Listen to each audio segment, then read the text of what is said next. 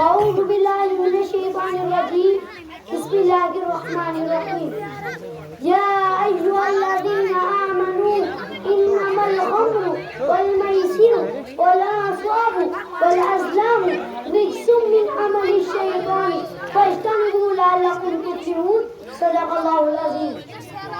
بزرگان محترم السلام علیکم ورحمۃ اللہ وبرکاتہ.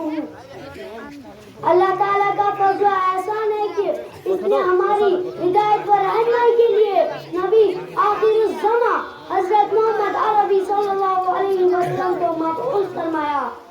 چنانچہ حضرت محمد مصطفیٰ صلی اللہ علیہ وسلم نے اس دنیا میں تشریف لا کر راہ ہدایت کو واضح کیا، اچھے اور برے کی تمیز بتائی، صحیح اور غلط میں پہچان بتائی، پاک و ناپاک کو الگ الگ کرنے کے اصول دیے اور ایسی پاکیزہ تعلیمات دی کہ جس نے انسانیت کے سامنے یہ صاف کر دیا کہ حق کیا ہے اور باطل کیا ہے، پاک کیا ہے، ناپاک کیا ہے، حلال کیا ہے، حرام کیا ہے، مفید کیا ہے، مضر کیا ہے، کیسے اختیار کرے اور کیسے چھوڑے. اور اعلان کر دیا گیا کلوا من طیبات ما رزقناکم کہ ہم نے جو تم کو عطا کیا ہے ان میں سے پاکیزہ چیزوں کو کھاؤ اور اللہ کا شکر ادا کرو. لیکن میرے دوستو، آج ہم تعلیمات اسلام سے بہت دور ہو گئے ہیں کہ جس کی وجہ سے ہم طیب اور پاکیزہ چیزوں کو چھوڑ کر ناپاک اور حرام چیزوں کے استعمال میں مصروف ہے. انہی میں سے شراب نوشی جیسی گندی چیز جو دن بہ دن عام ہوتی جا رہی ہے.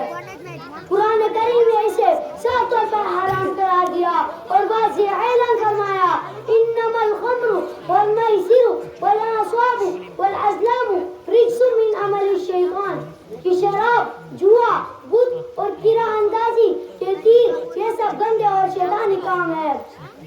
حضرت عبداللہ بن عمر رضی اللہ تعالیٰ سے روایت ہے کہ شراب پینے والے کی 40 دن نماز قبول نہیں ہوتی.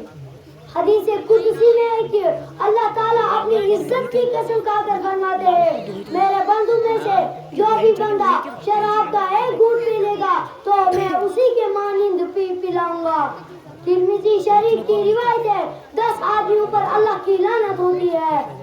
ایک شراب بنانے والے پر، دوسرے جس کے لیے شراب بنائی گئی، تیسرے جس نے شراب پی، چوتھے جو شراب کو لے کر گیا، پانچویں جس کے پاس شراب لے جائی گئی، چھٹی جس نے شراب پلائی، ساتویں جس نے شراب فروخت کی، آٹھویں جس نے اس کی قیمت کھائی، نویں جس نے اسے خریدا، 10ویں جس کے لیے شراب خریدی گئی. اللہ پاک ہم سب کو شراب اور دوسری برائی سے محفوظ فرمائے. آمین. وما علینا الا البلاغ.